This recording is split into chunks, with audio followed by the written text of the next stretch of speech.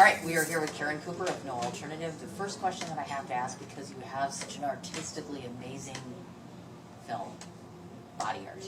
She's got body art right here. So talk to me a bit about the tattoo, because I'm about to get my first one, and I'm like, it's really badass. It's a very badass tattoo. So tell me a bit about it. Yeah, actually, this tattoo was designed and tattooed by one of my closest friends. Her name is Tamirez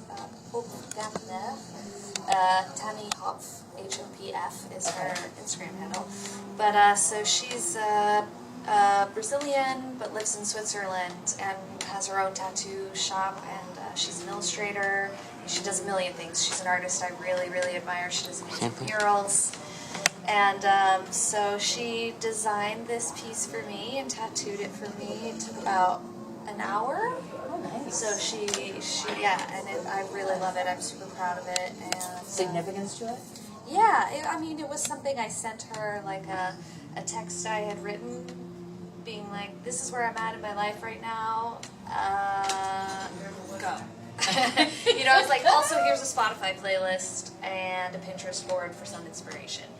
And she, you know, came back, she asked me a couple basic questions like, do you want it to be really dark?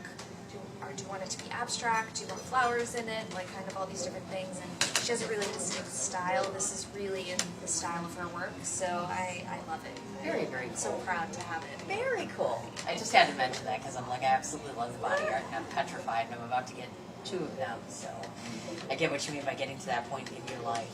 So let's start off with the very basics. Obviously, No Alternative is very clearly indicative of the mindset and message that goes on within the film, obviously. So it almost would appear as if, where did you come from in terms of figuring out that title? Because it just fits so perfectly. Yeah. So talk to me a bit about that. So actually, the film originally, the title was in French, which is Alterna Suisse, which is like a play on words of like alternative, and then Suisse means like Switzerland. That's French speakers. It's called La Suisse. So it was like Alterna Suisse. It kind of sounds like alternative, and it came from, you know, this is like part of what we do in the film is we ask everyone we interview, like, what does alternative mean to you? Do you consider your space alternative? It was really interesting because some people and we couldn't, this is the shorter version of the film that we were seeing. We have an 80-minute version as well. Yes. They go into that in a lot more detail. But it's really interesting because some hate the word alternative. One of the spaces said actually the thing they hate about it is that it's not a self-designation. If you call a space like an alternative space, that's usually someone on the outside who decides like that's what it is, and to them it means like not fitting into the mainstream. It's something alternative. It's something, often it's like one of the other girls, she said it, like, people think we're mean and dirty. There's another one person who says like, this is it's not alternative because we don't shave and we listen to weird music and we take drugs. It's alternative because we don't have money and we make it work anyway. Like, we find a way to do it without money. So it's interesting, the definition of the word itself, it's highly charged politically also in Switzerland. It's something that, it's a highly charged word, which is kind of like, we went into it with that in mind, and want to give each of these art studios and artists in them an opportunity to say whether they thought that word was a fit for who they are and what they do. And then the English title, No Alternative, I was struggling to come up with a title that would make sense to English audiences. Yes. And I actually have a friend who lives here in New York who's a poet, and he's fluent in French because he spent a lot of summers in France growing up. And I showed him the film, and he actually was the one who came up with the No Alternative title, and I immediately knew that was the title for the English version. And I think in some ways because, on the one hand, some of the people who make the effort to create this type of space, for them there is no alternative, because on the one hand it's like they're so driven, they need to do it, you know, they have to do it, there's no alternative to not doing it. Right. And then on the other hand, it's like no alternative because a lot of the spaces are getting shut down, they're constantly threatened, at risk of disappearing or being closed, and so to a certain degree it's also like there's no alternative. What's the alternative? That was one of the biggest questions in my mind is that when you speak to somebody about having an alternative, does that mean that some of them literally, do they equate the word alternative to acceptance to some degree? You know what I mean? Meaning that if there is no alternative, there becomes that ultimate acceptance of it is what it is. Like for instance, I don't want to give the end of the movie away, but clearly we see what happens. Does alternative really equal acceptance, whether you want to or not? You know, have you thought about that part when you're putting the movie together? Like for some people, they are defined not so much by what they consider to be an alternative, but what their alternative has become. Yeah. Does that make sense? Yeah, I think so. I mean, I think a lot of the spaces some of them do reach a point of there is no alternative. Sure. You know, this is, and I think anything that is counterculture or like non-mainstream, you have to fight to want that. And you have to fight really hard for it, and people get tired too. People just go like, I can't do this anymore. Like, I give up, it's not worth it. Yes. Yeah, so Totally get it. I think, and that is part of it as well, is do you have the energy to like keep fighting and keep fighting and keep fighting and keep fighting and keep fighting? I was wondering when I was watching it, one of the things that occurred to me, because in New York City, we see this more times than we really care to, which is we have a homeless culture here. So obviously in another country, did you come across candidates or interview individuals who came from being homeless or were currently homeless? Because I thought maybe that's going to be an ideal candidate of sorts. I mean, there are a lot of alternative spaces in Switzerland that I would say provide housing solutions to young people, not necessarily young people, but people who wouldn't be able to afford housing otherwise. So I do think that and like coming out of the squat culture movement, part of that is definitely tied to homelessness and providing housing solutions for people who don't have an alternative. Sure. Now, like in this film, we tried to make a point to address the fact that like these modern day art spaces have their origins and their history come from squat culture. So, people would essentially go and squat an empty building, and a lot of times in Switzerland, and I don't know if this is the same everywhere, but like a lot of people, when they would do that, they'd organize potlucks. They'd repair the building, fix broken windows. They'd host theater performances, poetry readings, because those same people who maybe can't afford to live in a fancy apartment also can't really afford to go to the theater or to go to an art gallery. They would not be welcome there if they're not dressed in a certain way or whatever. So a lot of people just created their own space where they felt welcome and they would welcome other people. So yeah, I mean, I would say that that's part of it. In Switzerland, when we premiered the documentary, someone in the audience asked us at the premiere why we didn't talk more about politics, because there is actually a major political aspect to these spaces. They're often tied kind of in some ways very liberal thinking to anarchy, to squat culture in general is kind of not a positively viewed thing for the most part, especially by homeowners who have random people coming in and taking over their space,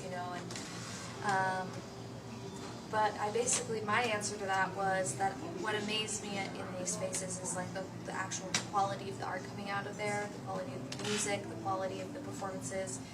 All things considered, I was really impressed that these people did all of that with so little, and I feel like talking about the politics behind all of that would be its own movie. And I really wanted to talk about the art. I really wanted to talk about the art coming out of there and how it creates an environment that's conducive to experimental, new forms of art. And I was curious about that because when I was doing my research, amazingly, most people are not only is it not comfortable to some degree, but also cultured enough or have researched enough or learned enough about squat culture. Thank you. You know what I mean? And your film obviously huge on it. So, for instance, talk to your audience a bit about what squat culture is, and more importantly, because I'm in the United States, this isn't a concept that we see as much here, unfortunately. And is this something that you feel would, or when you spoke to the people in your film, is it a selective culture? Do you know what I mean? Meaning that it's only an international concept or something that you're seeing more overseas versus here?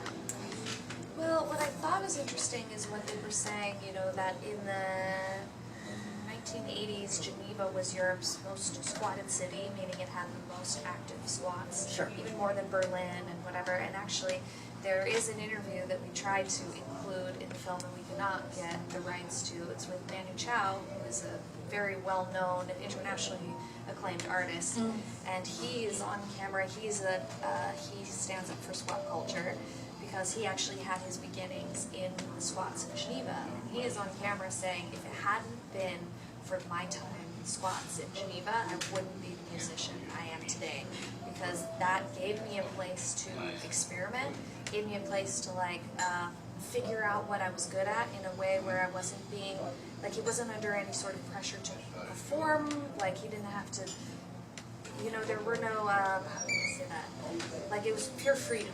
He could do whatever he wanted, there were no expectations, and he wasn't being held to anything. And he said that experience was really fundamental for his formation as an artist. And today he's super well known, and he still sort of fights for squat culture. Well, and when we're looking at things along those lines, for instance, this particular type of culture, us as artists, we oftentimes discuss this fact. The fact of the matter is, oftentimes when people look at you, they say, it's not about the money, it's about the art, it's about the passion. And they roll their eyes and they look at you like, are you insane? Because we all need money to live. You know what I mean? You all have to function on that. So I guess my question to you is, when you met these individuals that you put in the documentary, what keeps them going when the realities of the world come in? When the realities are our electricity's going to get cut off, or I don't have food in the refrigerator, the common refrigerator. Yeah. What keeps that spark of being your alternative self? You know what I mean? Did they express that to you and say at one point you kind of have to cave into practicality?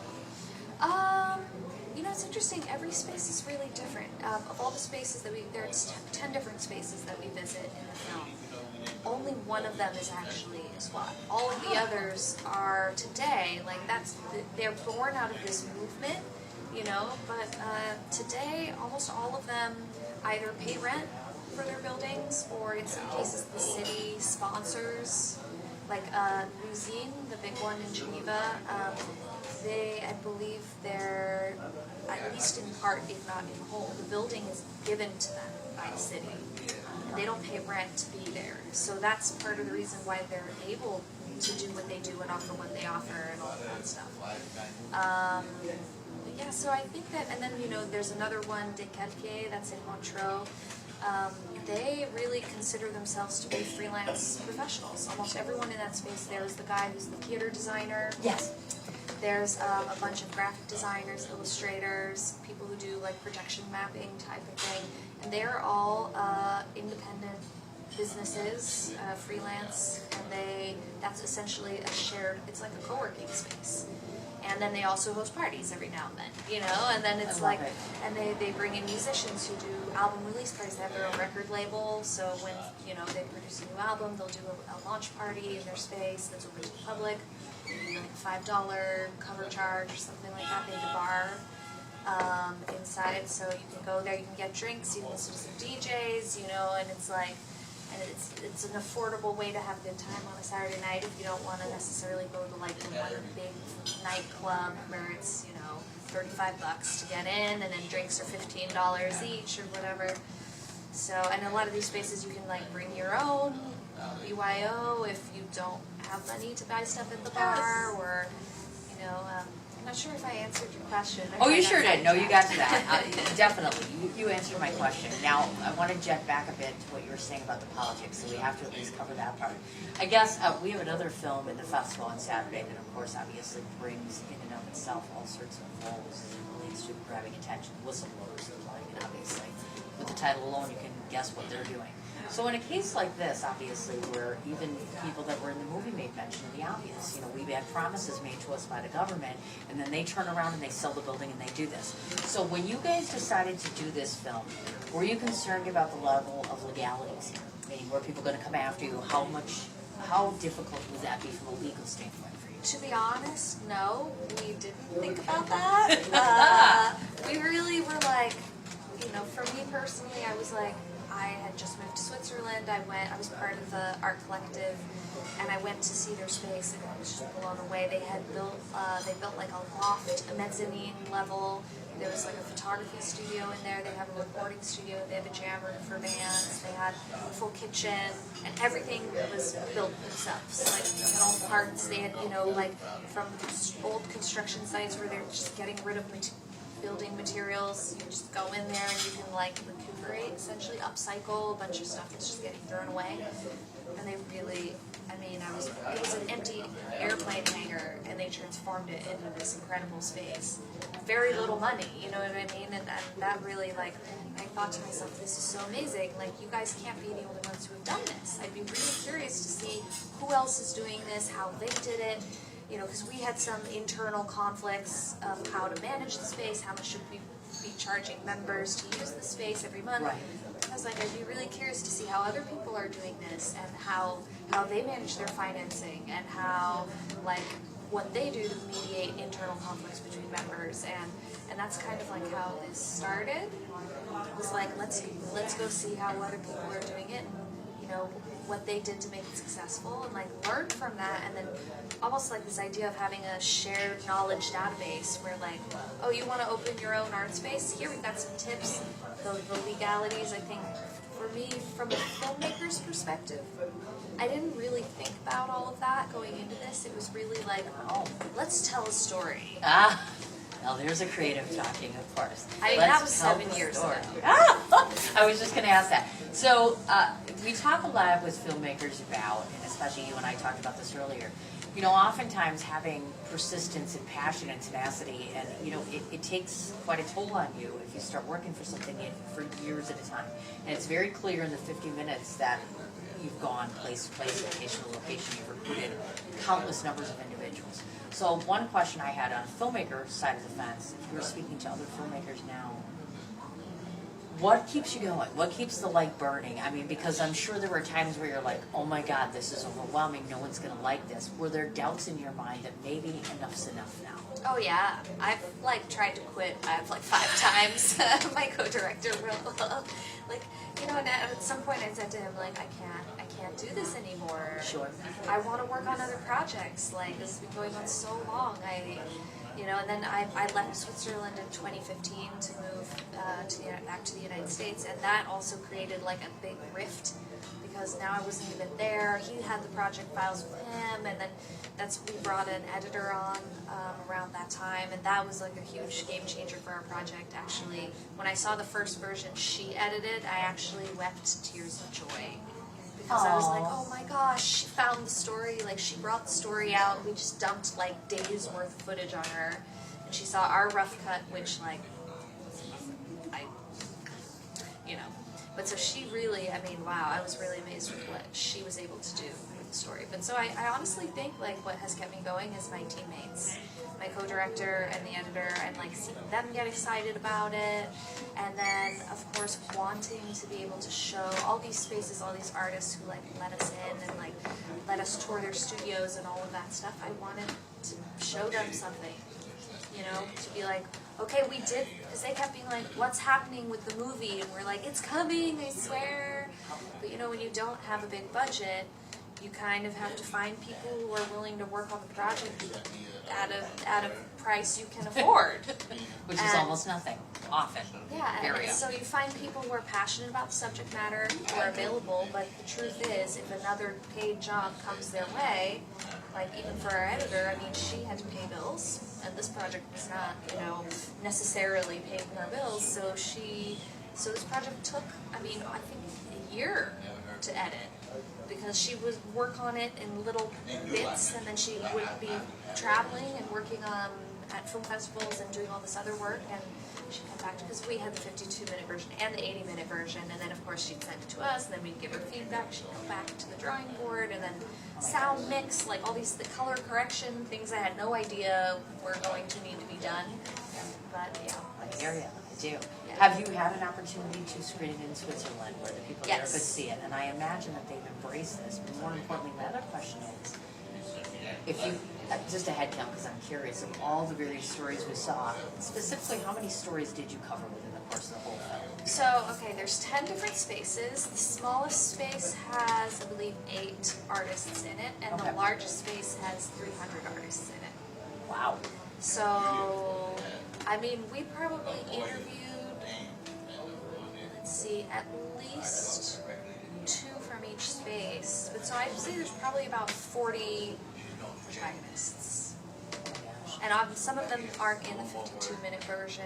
There's an entire space that we don't even show footage from or have interviews from in the 52-minute version because it's been closed indefinitely, and because it was like just so many characters, you know, at a certain point it becomes a little overwhelming, I think, for the spectator. And it's interesting. I'm curious to see how it goes over for U.S. audiences versus the Swiss audiences, because in the beginning we touch on the history of the squat movement ending in Switzerland and kind of how that affected Swiss society, and people in Switzerland are still very much aware of that. I mean, one of the spaces that closed, there was the rhino. Was that the rhino horn? Yes. I mean, every single person we've shown the film to in Switzerland remembers that when it happened. That was a really iconic space. People, I mean, older people in their 40s, 50s, they went to parties at the Rhino. So when it shut down in 2007, like, it was a big deal. It was the end of an era. And so people of all ages remember that, or go like, oh, I heard about the Rhino, but I never got to go there if they were a little younger. But so it was interesting to see. I'm curious still to see how this film is received here, because there's that whole element that people don't have any of that foundation. Right. So, and also a lot of the artists that we show are known in Switzerland. One of the musicians, for example, when she's being hung from the ceiling, that was a photo shoot for her album cover, and she's really well known in Switzerland, so people recognize that album cover and can kind of tell that's what's happening. But even U.S. audiences won't have that same insight per se. So I'm curious to see how the story.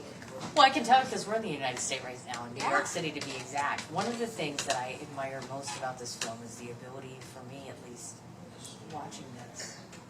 There's no real way to escape feeling energized and excited and enthusiastic about being an artist. You know, granted, I'm not a person who paints. I'm getting into the film game, but I've been writing for a very, very long time. In fact, I happen to be a writer at this stage of the game who's very lost. So when you watch a film like this, it reminds you of the fact that the whole reason you started this is because you had this very wild, gypsy-like soul that you wanted to follow whatever it is that told you to do. Write something crazy, dance in the middle of the night, dance under the moon, etc. It almost gives people permission, I think, to be who they are. And it's okay to fight for something you want, even if you don't win. And it's okay to keep fighting for it. The feedback that I've gotten from my judges, one of the coolest things that stood out to me in particular was the fact that you redefine documentary filmmaking to a certain extent, and I'm not sure if you recognize that or not. You know, Michael pointed it out with one of the things, which is you keep things moving in front of the camera. You never get stale or dull. Things move along very, very quickly and concisely, which is very nice. But one of the things that my judges noticed that stood out more than anything else was not only is it well shot, but it's shot in such a manner that you're seeing a different character all the time. So, you know, you're not getting comfortable with just one situation, but 100 different situations. The backdrop is beautiful. The fact that people are still standing in the streets and fighting for what they believe in was just so innovative and incredibly ingenious when it comes to filmmaking. So the one other thing that I wanted to ask you about is obvious, since we're talking about documentary filmmaking. Documentary filmmaking is not for the weak at heart. You have to have a huge passion for it. You have to I'll see you Sunday. If anything, you don't even have my really number. want to capture the essence of someone or a lot of someone's. So, as you mentioned, you have 2 different versions. So I want to ask, in this documentary, why have 2 different versions, meaning the timing? And then more importantly, from a documentary standpoint, have the people from Switzerland embraced you and said, what did they want out of this? Meaning, did you meet their expectations as much as your own?